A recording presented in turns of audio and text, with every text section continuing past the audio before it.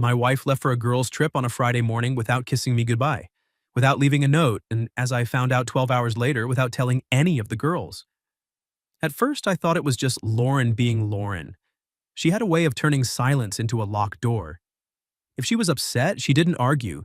She vanished into errands, yoga classes, long showers, or her phone. After 6 years of marriage, I had become embarrassingly fluent in the language of being shut out. I'm Caleb Hart, 34, and I restore old houses for a living. I can fix a rotted staircase, rewire a kitchen, and make a 100-year-old window slide, like butter. But I could not, for the life of me, figure out how to repair a marriage where one person kept leaving the room emotionally before the conversation even started. That Friday, Lauren rolled her suitcase past me while I stood in the kitchen holding a mug of coffee I'd forgotten to drink. "Savannah?" I asked. She didn't look up from her phone. Mm-hmm. With your college friends? That's what girls' trip means, Caleb. There was a time she would have smiled when she said something like that. Teased me. Come over and stolen my coffee. That morning her voice had the flat shine of ice on pavement.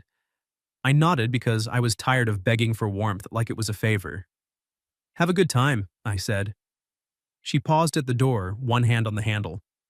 For half a second I thought she might turn around, maybe say she was sorry, maybe ask if we were okay. Instead, she said, "Don't wait up." Then she left. By 7 that night, the house felt too quiet. Not peaceful quiet, not bachelor for the weekend quiet, more like the silence after someone has taken the pictures off the walls but left the nails behind. I made dinner for one, burned the chicken, and ate cereal over the sink like a man who had technically survived adulthood but not impressed anyone. At 9:13, Lauren's sister called. Her name was Claire Donovan, 32, elementary school art teacher. Sharp brown eyes. A laugh that always arrived before she did. She and Lauren looked enough alike that strangers called them twins, but they couldn't have been more different. Lauren was polished marble. Claire was candlelight on a messy table. I hadn't seen Claire much lately. Lauren said her sister was too involved, which usually meant Claire had asked a question Lauren didn't want to answer. When Claire's name lit up my phone, I almost didn't take it. Then something in my chest tightened. "Hey," I answered. "Everything okay?" There was wind on her end. Car noise. Then Claire said, "Is Lauren with you?" I looked toward the empty hallway as if my wife might appear just because her name had been spoken. No, she's in Savannah with Megan and the others. Claire went silent. Not confused silent. Afraid silent. "Claire? She's not in Savannah," she said. My hand tightened around the phone. "What do you mean?" "I mean, Megan just posted from her couch in Dallas. I called Tasha. I called Brooke. There's no girls' trip." I set the cereal bowl down carefully like it had become breakable evidence. "Maybe plans changed." "Caleb." Just my name. Soft. Hurt? Like she was warning me not to lie to myself while she was listening. I walked to the front window. Outside, our little street in Asheville was washed in porch lights and late summer rain. Lauren's parking spot was empty. "Did she tell you anything?" I asked. "No." "Did you two fight?" "She hasn't answered me all day." I pressed my fingers against my eyes.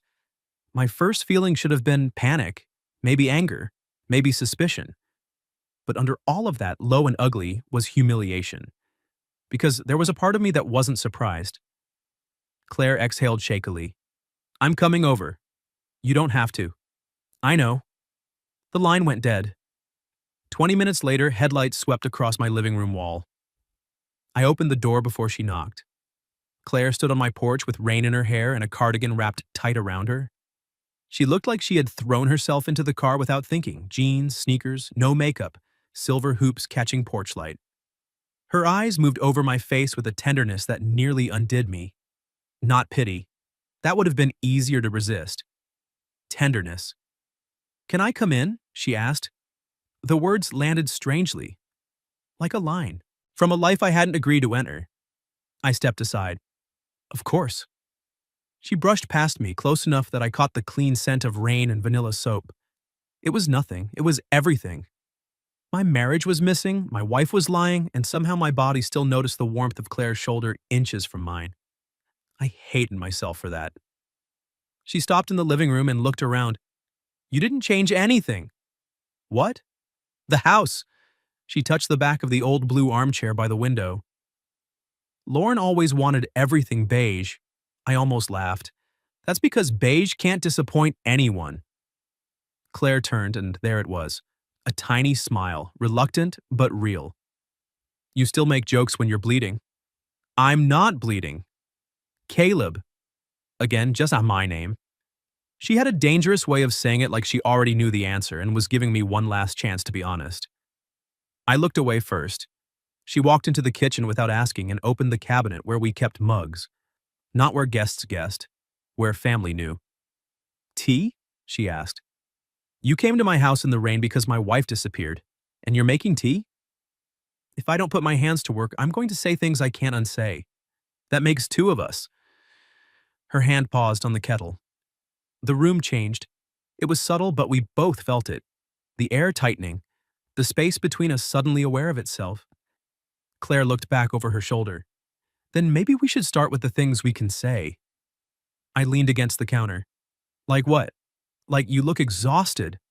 That's generous. I was aiming for rugged. You look like a haunted contractor. Still rugged. This time she laughed, and for one brief second the kitchen became something else. Warmer. Familiar in a way my own marriage hadn't felt in months. Then her smile faded. She pulled out her phone and unlocked it. I didn't just come because Lauren lied about the trip, she said. My stomach dropped. What else? Claire stared at the screen, chewing the inside of her cheek. Before I show you this, I need you to understand something. That's never a comforting sentence. I'm serious. So am I. She took one step closer and held the phone against her chest instead of showing me. Her eyes shone, but she didn't cry. I have spent a long time trying not to interfere in your marriage, she said. Longer than you know. I went still. Rain tapped against the kitchen window. The kettle began to hum on the stove. What does that mean? I asked. Claire looked at me like the answer might break more than one heart. Then she turned her phone around. On the screen was a message from Lauren, sent to Claire at 6:42 that morning. Tell Caleb I'm sorry if he asks. But don't tell him where I went. He'll understand soon enough. I read the message 3 times, hoping the words might rearrange into something less cruel. Tell Caleb I'm sorry if he asks, but don't tell him where I went. He'll understand soon enough. The kettle screamed. Claire flinched. I reached past her and turned off the burner, and for a second we were too close. My arm beside hers, her breath catching near my collarbone, the heat from the stove at our backs. Neither of us moved. Then Claire whispered, I'm sorry. I stepped away first because I was still a married man and because every nerve in my body had just noticed a woman who was not my wife. Don't, I said. Her face tightened. Don't what? Apologize for her. Claire set the phone down on the counter. It's a sister habit. I've been doing it since we were kids. Lauren breaks the vase, Claire sweeps up the glass? Pretty much. That sounds exhausting. It is. She gave me a sad little smile. But I'm very good with a broom. I laughed once despite everything. She poured hot water over tea bags and slid a mug toward me. Chamomile. Lauren hated chamomile. Said it smelled like lawn clippings and old ladies. Claire remembered I liked it. That small fact hit me harder than it should have. We carried the mugs into the living room and sat on opposite ends of the couch, an ocean of gray upholstery between us. Rain kept tapping the windows. The house smelled like tea and wet pavement and the lemon oil Claire had once recommended for the old floors. Did she say anything to you lately? Claire asked. I wrapped both hands around my mug. Lauren? No, your other disappearing wife. I looked at her. She lifted one shoulder. Sorry, panic makes me sarcastic. Then you're handling panic beautifully. That earned me another smile, faint but real. And there it was again, the dangerous warmth. The way a room changed when Claire let even a little light into it. I looked down at my tea. She's been distant, more than usual. For how long? Months. I swallowed. Maybe longer. It's hard to admit when loneliness becomes the normal temperature of your house. Claire's fingers tightened around her mug. I regretted saying it, not because it wasn't true, but because truth has weight and I could see her taking it on. Caleb, she said softly, you don't have to make it sound poetic for it to count. My throat worked. No one had said anything like that to me in years. Lauren liked me tidy, easy, useful. Claire had always had this terrible habit of seeing the bruised parts and refusing to look away. I kept thinking if I was patient enough, I said, she'd come back to me. Claire's eyes glistened. And did she? I shook my head. The silence after that was not empty. It was full of everything we weren't allowed to touch. Claire set her mug on the coffee table and scooted closer. Not much. Just enough that the ocean between us became a river. I need to tell you something, she said. My pulse changed. Okay. Last month, Lauren told me she was thinking of leaving. The words landed like a fist, but not a surprise. What did you say? I asked if there was someone else. I stared at the rain sliding down the glass. And? She got angry, too angry. I breathed out slowly. Right. Claire reached over, then stopped herself, her hand hovering between us. I didn't tell you because she made me promise she'd talk to you herself. I thought... Her voice cracked. I thought I was giving your marriage room to survive. I looked at her hand. Then I did something I probably shouldn't have done. I took it. Her palm was cool from the mug, her fingers slender and tense. She stared at our joined hands like she didn't know whether to pull away or hold on harder. I don't blame you, I said. You should. I don't. Caleb? Claire. Her eyes lifted to mine. I needed someone in this house to tell me the truth tonight, I said. You did. Her thumb moved once against the back of my hand, small, accidental, devastating. For a while we sat like that, hand in hand, two people on the edge of a cliff pretending not to look down. Then Claire tried to smile. This is probably where a responsible adult would suggest checking credit cards or calling hotels. I was hoping the responsible adult was you. I'm an art teacher. I once glued my sleeve to a papier-mâché volcano. Still more qualified than me. She laughed, and the sound loosened something in my chest. I let go of her hand before I forgot why I had to. We checked what we could. Lauren's location was off. Her cards hadn't shown new charges on the shared account. Her suitcase was gone. Passport still in the desk drawer. Claire called again, straight to voicemail. The fear came back in practical shapes. Roads, strangers, hospitals. I called 2 local urgent cares and then stopped because Claire placed her hand over the phone. She planned this, she said. That message proves it. Planned what? I don't know. Her phone buzzed on the coffee table. Both of us looked. A new text from Lauren. Claire read it, and all color left her face. What? I asked. She didn't answer. I picked up the phone from where her fingers had gone slack. Tell Caleb not to look for me. And Claire, for once in your life, stay out of what isn't yours. Below it was a photo. Me. Taken through my kitchen window earlier that night. Standing beside Claire. My blood went cold. Claire whispered, "She's here?" I crossed to the window and yanked the curtain open. The street was empty except for rain shining under lampposts. My first instinct was anger. My second was to turn the house into a fortress, but when I looked back, Claire was standing in my living room with her arms wrapped around herself, trying very hard not to shake. I went to her. Slowly. No sudden move. No heroic nonsense. Hey, I said. She looked up. I'm glad you came over. Her lips parted, like that was the last thing she expected. Caleb, your wife might be watching us. I know. And you're glad? Yes. I held her gaze. Not because of this, because before that text, before any of it, I was sitting in this house alone thinking I deserved the silence. Her eyes filled. You don't, she said. Neither do you. That broke something gentle in her. She stepped forward and I opened my arms because she was already choosing the space between them. Claire fit against me like a held breath finally released. Her cheek pressed to my chest. My hand settled at the middle of her back, careful and still, though every part of me wanted to pull her closer. She did that herself.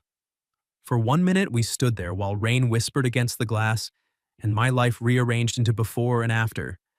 Then she murmured into my shirt, "This is complicated." I closed my eyes. Yeah, and wrong. Maybe. She tilted her head back. Maybe. I looked at her mouth, then forced myself to look at her eyes. Feeling seen for the first time in a long time doesn't feel wrong, I said. Acting like it's simple would. Her breath trembled. Good answer, she whispered. Infuriating, but good. I smiled despite the ache in my chest. I do my best work under emotional collapse. She laughed against me, and for a heartbeat, she rested her forehead under my chin. Then a car door slammed outside. We both went still. Claire pulled back just enough to look toward the window. On the porch, someone knocked once. Hard. The knock came again. Not frantic, not polite. Certain. Claire's fingers curled into my shirt before she seemed to realize it. She let go as if burned, but I caught her hand before she could retreat all the way into herself. I'll answer it, I said. She lifted her chin. I'm coming with you. Claire. If you say it's not safe, I'll throw your chamomile in the sink. Despite everything, I stared at her. That's your threat? It's premium chamomile. You fight dirty. Her mouth twitched. Fear was still in her eyes, but so was that spark I had always admired, the part of her that refused to become small because someone else wanted her scared. I squeezed her hand once, a choice, a promise, not protection exactly, partnership. Then I opened the door. No, Lauren.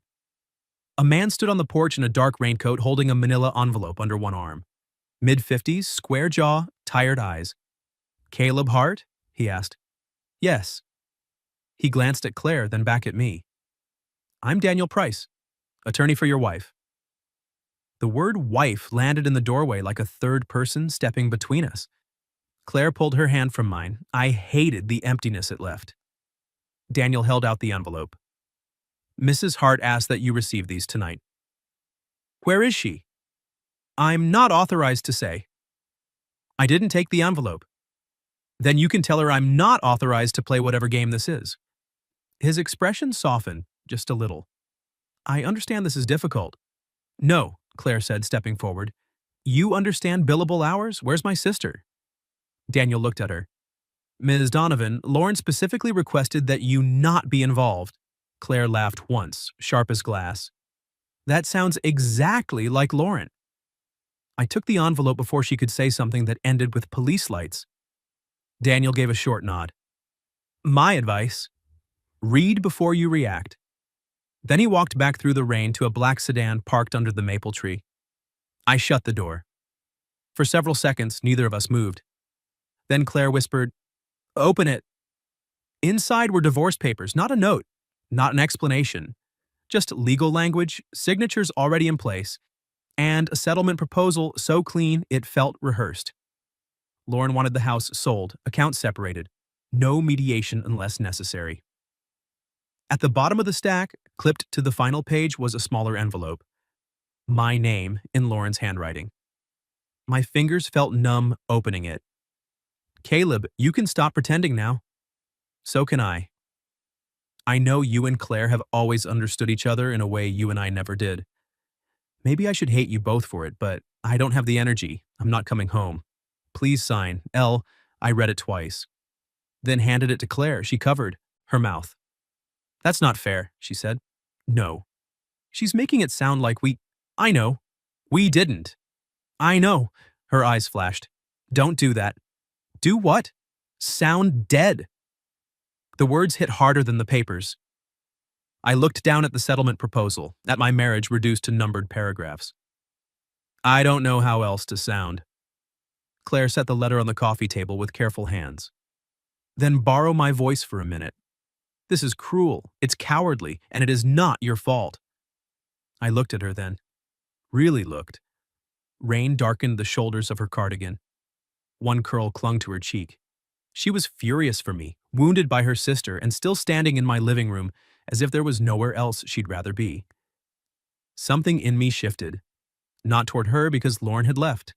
Toward her because Claire stayed. I need air, I said. We ended up on the back porch under the slanted tin roof, sitting on the old swing I had restored the year we bought the house. The rain softened the yard into silver lines. Claire tucked one foot beneath her, shoulder close to mine. I used to love this porch, she said. You came here twice. 3 times.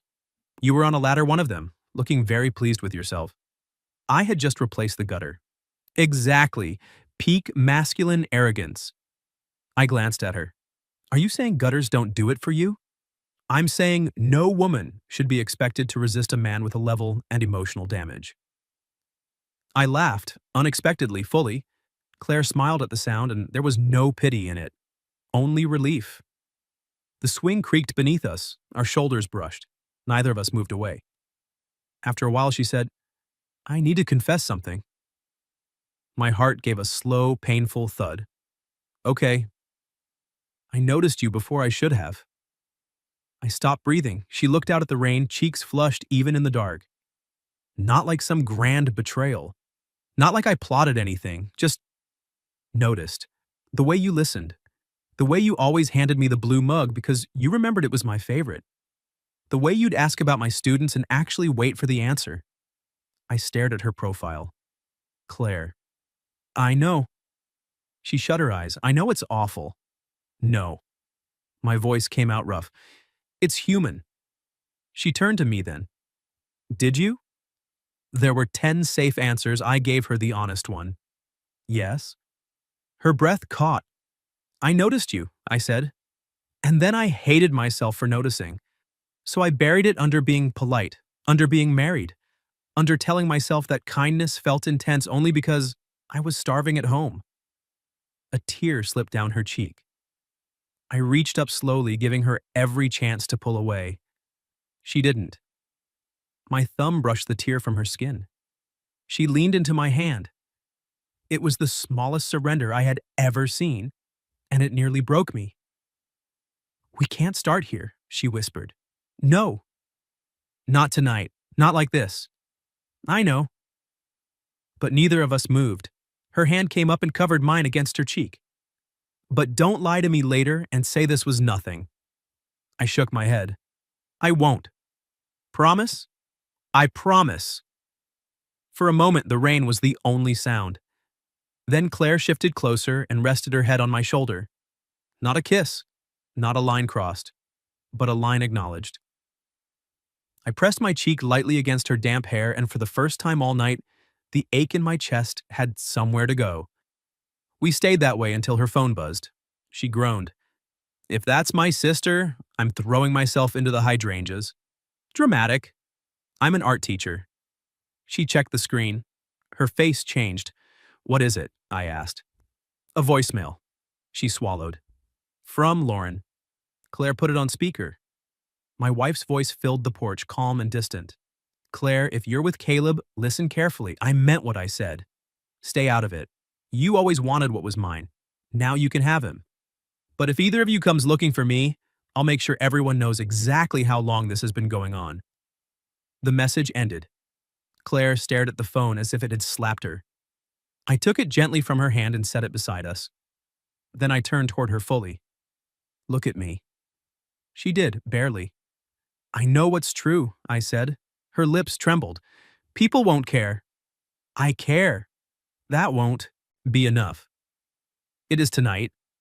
She broke then, silently folding forward. I gathered her close, not because she was fragile, but because she reached for me first.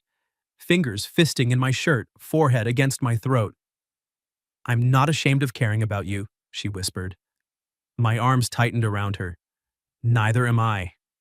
And in the dark, with divorce papers on my coffee table and rain closing around the house, Claire lifted her face. For one suspended second, we were close enough to make the worst decision beautifully. Instead, I kissed her forehead. She closed her eyes. Caleb, she murmured. Yeah? When this is clean, if it ever can be. It will be. Her hand slid into mine. Then ask me properly. I held her hand like it was the first honest thing I'd been given in years. I will. For 3 weeks, Claire and I became experts at almost calling too late, almost touching too long, almost saying the thing that already lived between us. Lauren did exactly what she promised. She told her version first. By Monday morning, my phone was full of messages from people who hadn't checked on my marriage once while it was dying, but suddenly had expert opinions on how it ended. Brooke texted, "Is it true about you and Claire?" Megan wrote, "Lauren is devastated. I hope you're proud." My mother called twice, then left a voicemail that began with, "Caleb, sweetheart, I love you, but what on earth?" I didn't answer any of them. Claire did worse. She answered everyone, not with apologies, with facts. Nothing happened. Lauren left. Lauren filed. Caleb and I are not your entertainment. She showed me one reply while we sat in the courthouse parking lot before my first meeting with my own lawyer. "You used a period after entertainment," I said. Terrifying. I wanted them to feel the door closing. I felt it, and I'm not even Megan. Claire smiled, but it didn't reach her eyes. She had dark circles beneath them. Her hair was piled on top of her head with a pencil stuck through it, and there was yellow paint on her wrist from school. She looked exhausted. She looked beautiful. That was becoming a problem I no longer knew how to politely ignore. "Hey," I said. She looked over. "You don't have to come in with me." "I know. I mean it. This isn't your mess." Her expression softened. "Caleb, if you call yourself a mess one more time, I'm going to make you sit through my second grader's recorder concert. That feels unconstitutional." "Then behave." I laughed, and she reached across the console, palm open. I took her hand. By then, we had rules. No kissing, no sleeping over, no hiding, but no performing either. We were careful because the world was watching for ugliness, and because both of us wanted something we didn't have to be ashamed of later, but hand-holding had become our loophole. Her thumb moved across my knuckles. "Whatever happens in there, you are not the story Lauren is telling." I stared at our joined hands. "What if part of it is true?" Claire went still. "I did notice you," I said quietly. "Before. I didn't act on it, but I noticed. Maybe that makes me less innocent than I want to be." She turned toward me fully. "Then I'm less innocent too."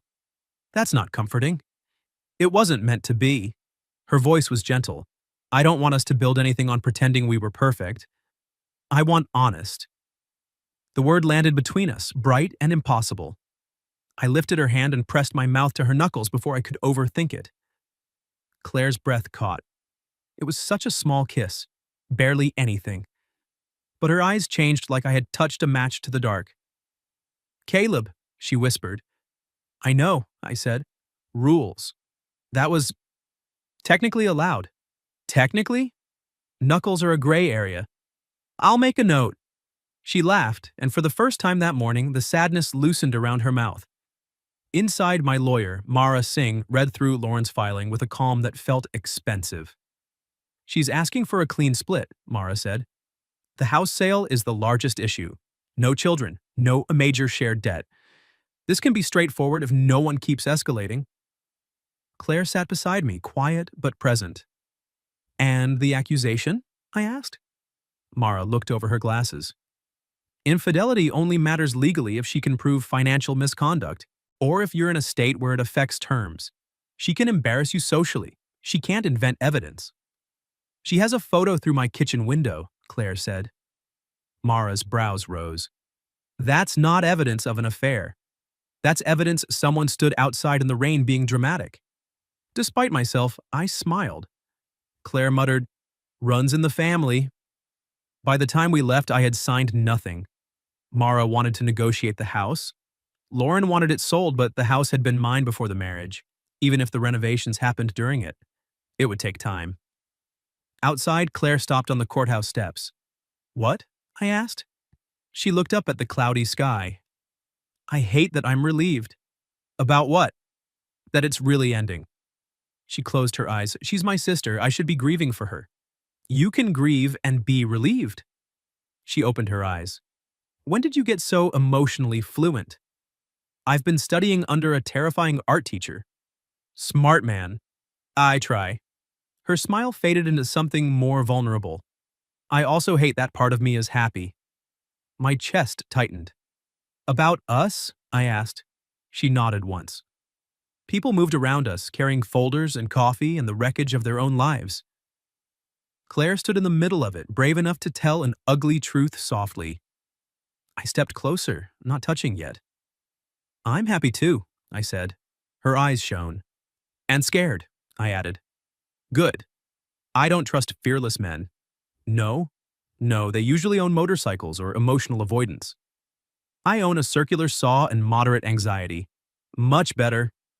We were laughing when my phone buzzed. A text from Lauren. You're making a mistake. Claire gets bored when she wins. Claire saw the name before I could hide it.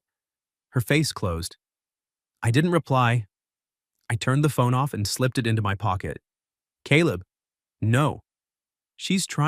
I know what she's trying to do. I held out my hand. Come with me. Where? Lunch. She blinked. Lunch? Yes. We just came from a divorce lawyer. I'm aware. And your wife just insulted me. Estranged wife. And I'm choosing to spend the next hour with the woman in front of me instead of the one trying to yank strings from a distance. Claire stared at me. Then, slowly, she put her hand in mine. We walked 2 blocks to a tiny diner with fogged windows and a pie case by the register. It was not a date. We both said so. Then I held the door for her. She stole fries from my plate. I ordered her blackberry pie because she kept looking at it and pretending she wasn't. She made me laugh so hard I forgot, for 11 whole minutes, that my life was on fire. So, she said, pointing a fry at me, if this were a date, hypothetically, how would you be doing? Strong 7. 7? I lost points for courthouse ambience. Fair. You? She tapped her chin. 8.5. I leaned back. Generous. You remembered the pie. I'm very strategic. You're very sweet, she said. The words were simple, her voice was not. Under the table, her knee brushed mine. Neither of us moved away. For dessert, she pushed the plate between us and handed me a fork. Shared pie, extremely non-romantic. Legally meaningless. Morally delicious. I took a bite. That's terrible. It is not. It tastes like regret and purple. She gasped. Take that back. Never. She scooped up filling with her fork and held it toward me, eyes challenging. Try again. I should have taken the fork from her. Instead, I leaned forward and let her feed me the bite. Her lips parted slightly. The diner blurred. This was intimacy in broad daylight. Sweet, foolish, and impossible to deny. Better? She asked softly. I swallowed. Much. Her cheeks flushed. When we left, rain had stopped. The sidewalk shone. Claire paused beside her car, keys in hand. Thank you, she said, for insulting your pie? For choosing the hour. I moved closer. I'll choose more than an hour when I can. She looked up at me. Ask properly, remember? I remember. For a second, I thought she might kiss me. Instead, she rose on her toes and kissed my cheek. Warm, lingering, just at the edge of my mouth. Then she stepped back, breath unsteady. Gray area, she whispered. I smiled, aching everywhere. Claire. Yeah? When this is clean, I'm not asking hypothetically. Her eyes held mine. Good, she said, because I'm done pretending I don't know my answer. Clean took longer than I wanted. It took 4 months of lawyer emails, appraisals, signatures, and Lauren changing her mind twice about furniture she had never liked until I wanted to keep it. In the end, she didn't fight as hard as I expected.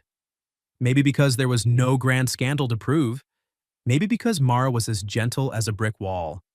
Maybe because Lauren had already left our marriage long before she rolled that suitcase out the door. The house stayed mine.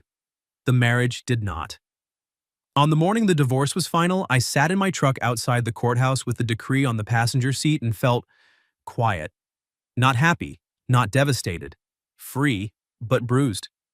My phone buzzed. Claire, are you okay? I stared at the words for a long time. Then I typed back, ask me in person. Her reply came instantly. Claire, Caleb Hart, are you asking properly? I smiled for the first time that day. Me. I'm asking you to dinner. Properly. No hypotheticals, no gray areas. Just you and me, if you still know your answer. 3 dots appeared. Disappeared. Appeared again. Claire, pick me up at 7. Wear the blue shirt. It makes you look emotionally available. I laughed alone in the truck, and for once, loneliness did not answer back. At 7, I stood on Claire's porch with flowers in my hand like a nervous teenager. Not roses, sunflowers, because she once told me roses tried too hard and sunflowers had golden retriever energy. She opened the door before I knocked. She wore a green dress and silver earrings. Her hair fell loose around her shoulders. For a second, I forgot every speech I'd practiced. Claire leaned against the doorframe. Well? Well, what? Do I get the full date reaction, or are you going to stare until one of my neighbors calls someone? You're beautiful, I said. Her teasing expression softened. Oh, she whispered. I had better lines in the truck. That one worked. I held out the flowers. These have golden retriever energy. She took them, laughing, and buried her face in the petals. You remembered. I remember things about you. Her eyes lifted to mine, warm and unguarded. That was the first moment I let myself believe we might be something more than almost. Dinner was at the same little diner near the courthouse because Claire said romance was partly about reclaiming cursed locations. We shared fries. She ordered blackberry pie without pretending not to want it. I did not insult it this time. Growth, she said, pointing her fork at me. I'm maturing rapidly. Careful, at this rate you'll be emotionally stable by dessert. Let's not set unrealistic expectations.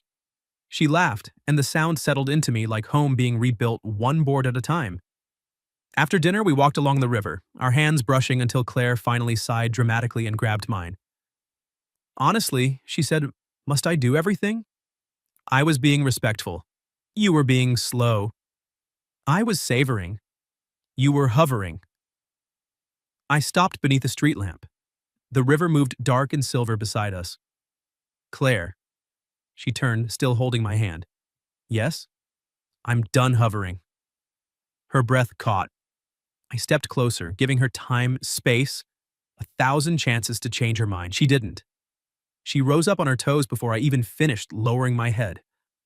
Our first kiss was not stolen, not secret, not owed to heartbreak or born from panic. It was chosen. Her mouth was soft and certain under mine, and when her hand slid to the back of my neck, I felt the last locked room inside me open. I kissed her carefully at first, then less carefully, when she smiled against me and whispered, finally. I laughed into the kiss. She pulled back just enough to look at me. For the record, that was not a gray area. No, that was a very clear area. Good. Then I kissed her again because I could, because she wanted me to, because no part of us had to hide in the rain anymore. A year after that night Lauren left, the house looked different. Not beige, never beige. Claire painted the kitchen a ridiculous shade of blue called Morning Lake, then insisted it brought out the soul of the cabinets. She filled the windowsill with basil, mint, and one stubborn orchid she named Bernadette. My old blue armchair moved to the porch where she liked to grade art projects with her feet in my lap. Lauren remarried quietly, I heard, through someone who heard through someone. I wished her peace and meant it. That surprised me most. Claire and Lauren spoke twice that year, briefly, carefully. Healing, Claire told me, was not the same as pretending nothing happened. She was right about that. She was right about most things, which became deeply inconvenient once we lived together. By the following spring, I rebuilt the back porch swing again. Not because it needed fixing, but because I wanted it strong enough for 2 people planning a future. Claire found me sanding the armrest at sunset. You know, she said from the doorway, normal men buy engagement rings before rebuilding furniture. I froze. She froze too. Then her eyes widened. Unless... I stood, dusted my hands on my jeans, and walked toward her. Claire Donovan, I said, voice rougher than I intended. You once told me to ask properly. Her mouth parted. I reached into my pocket and took out the ring, simple, gold. A small oval diamond with 2 tiny emeralds because green had become her color in my mind. I should have had a speech, I said. Something polished. Something about how you found me in the worst silence of my life and didn't just make noise. You taught me what love sounds like when it's honest. Tears slipped down her cheeks. That sounds like a speech, she whispered. I'm not done. She laughed through the tears. I love your terrible pie opinions, I said. I love the way you argue with paint samples.